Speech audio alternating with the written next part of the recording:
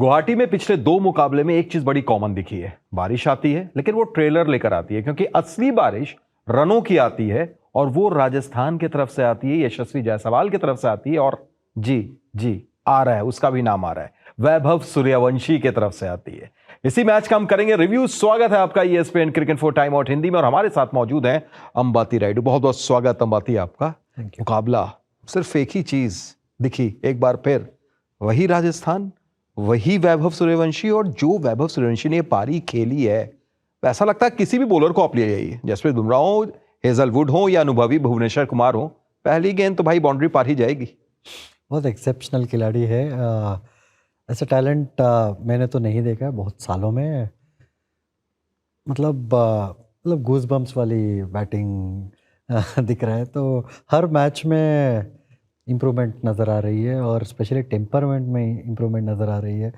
तो shot selection जो है वो बेहतर ही होते जा रही है। तो कोई भी गेंद के खिलाफ इनके पास आंसर है, और कोई भी गेंदबाज के खिलाफ भी इनके पास आंसर है। तो ये लगता है कि बहुत ही लंबा रेस का घोड़ा है। तो मुझे लगता है कि बहुत मतलब हुंदा करियर रहेगा इधर से। बिल्कुल, और 202 आप चेस कर रहे हो रायडू। 8.2 ओवर में 129 स्कोर हो जाए, 22 गेंदों पर 70 रन उस पार्टनरशिप में आप कंट्रीब्यूट कर रहे हैं। उम्र आपके सिर्फ 15 साल हो। जो दूसरे बच्चे हैं इस पूरे भारत में उस एज के, उनके बचपन को भी कहीं ना कहीं आप थोड़ा दबाव में डाल रहे हैं। उनके माता पिता कहेंगे देखो 15 साल में वैभव क्या कर रहा है, आप क्या कर रहे हो। नहीं, बिल्कुल वैसा तो नहीं होना चाहिए, बट सेलिब्रेट करना चाहिए कि हिंदुस्तानी है। और मतलब फ़ख्र की बात है कि 15 साल का लड़का आके ऐसा प्रदर्शन जो दिखा रहे, तो सबके लिए बहुत ही प्राउड मोमेंट रहना चाहिए। कोई भी टीम से हो आप, कोई भी शहर से हो, तो आपको बस एंजॉय करना चाहिए। जो दिख रहा है गॉड गिफ्ट है।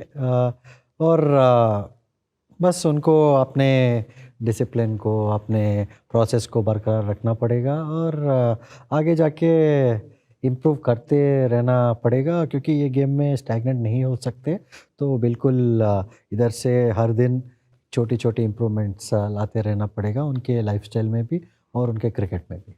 आपने बोला अब इम्प्रूवमेंट लाने की बात, याद है हमें राहुल द्रविड़ ने इन्हें कहा था पिछले सीजन में कि असली परीक्षा तुम्हारी अगले सीजन में होगी, क्योंकि बॉलर प्लानिंग के साथ तुम्हारे खिलाफ उतरेंगे। इस बार आप देखिए अलग अलग बॉलर, आप इनके बैकलिफ्ट को देखिए, आप बैट स्विंग को देखिए, आप बैट स्पीड को देखिए। ये तीनों चीज देखकर रायडू भाई, मतलब बतौर बैटर आप कैसा देखते हैं कि इस बल्लेबाज की कमजोरी कहां पर है, ताकत कहां पर है, बॉलर क्यों इतना परेशान है। नहीं, इनका ताकत तो इनका बैट लिफ्ट है, और ये बैट स्विंग और जो बैट स्पीड इनका आता है गेंद के पीछे, तो वो है इनका ताकत। और अच्छे पोजीशंस में भी रहते हैं, लेंथ अच्छा पिक करते हैं। अगर वीकनेस नहीं कहूँगा मैं, एक एरिया में जिधर थोड़ा बहुत उनको क्रैम्प कर सकते वो है, अगर तेज़ गेंदबाज थोड़ा इनको अवे गोइंग डिलीवरी डाले, और जो स्टंप लाइन पे स्टार्ट होके तो ऑफ स्टंप पे फिनिश होगा, तो उसमें शायद थोड़ा क्रैम्प हो सकते हैं, थोड़ा ओपन होके एज मार सकते हैं पीछे। बट उसके अलावा मुझे कोई भी वीकनेस नहीं लगता है। और देखो, ये गेम अगर आप ये लेवल पे खेल रहे हो तो हर दिन परीक्षा है। तो अगले साल कुछ कम परीक्षा नहीं होने वाली है पिछले साल की तुलना में। तो मुझे नहीं लगता है कि वो सब सोचने का समय है उनके लिए। बस अपने गेम पे ध्यान दें, और छोटे छोटे प्रोसेसेस और इम्प्रूवमेंट्स पे ध्यान दें।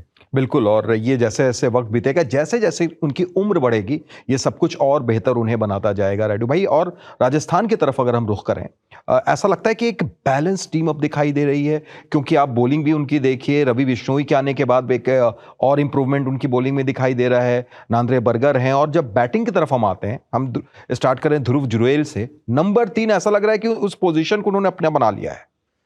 बिल्कुल, ध्रुव जुरैल के बारे में कितना भी तारीफ़ करो, मेरे हिसाब से तो कम है, क्योंकि बहुत अंडर द रेडार जाते हैं ये बल्लेबाज। और इनके बारे में सब लोग ज़्यादा बात करना चाहिए, क्योंकि ये किसी से भी कम नहीं है कोई भी एरिया में। इन टर्म्स ऑफ हो टैलेंट होगा, या स्किल होगा, या टेम्परमेंट होगा, तो मुझे लगता है कि हर फॉर्मेट का बल्लेबाज है। और देखो इंडियन टीम में तो ज़रूर रहना चाहिए और टॉप ऑफ द ऑर्डर पे बल्लेबाजी करना चाहिए हर फॉर्मेट में।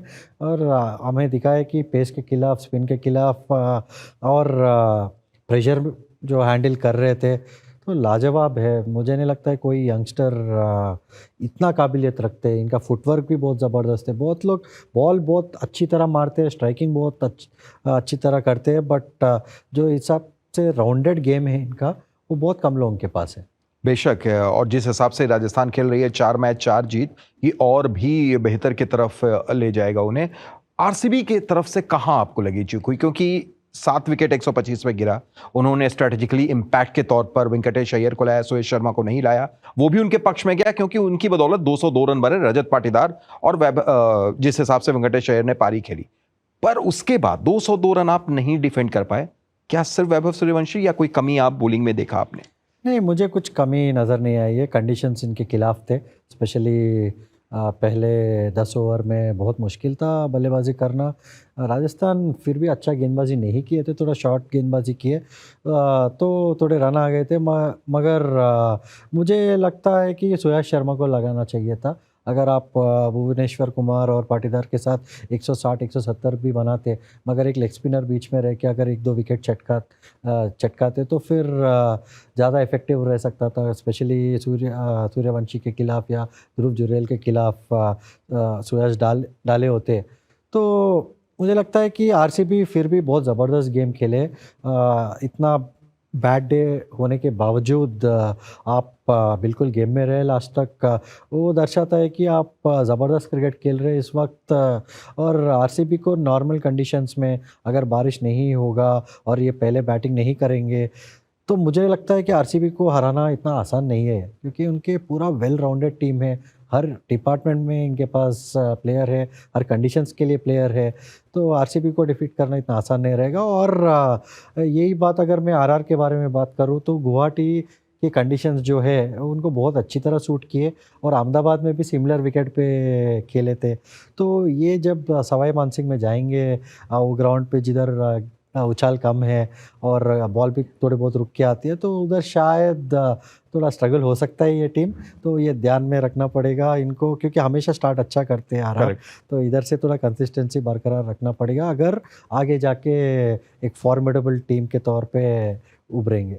बिल्कुल, ये देखना दिलचस्प होगा। वैसे पहली हार थी आरसीबी के लिए भी, उम्मीद रहेगी कि वो भी ज़रूर वापसी करेगी। फिलहाल बहुत बहुत शुक्रिया राइडू जुड़ने के लिए, तमाम बातचीत के लिए। तो आप देख रहे थे ESPN क्रिक इन्फो टाइम आउट हिंदी। अपने फीडबैक कमेंट हमें ज़रूर दीजिएगा, इंतज़ार रहेगा।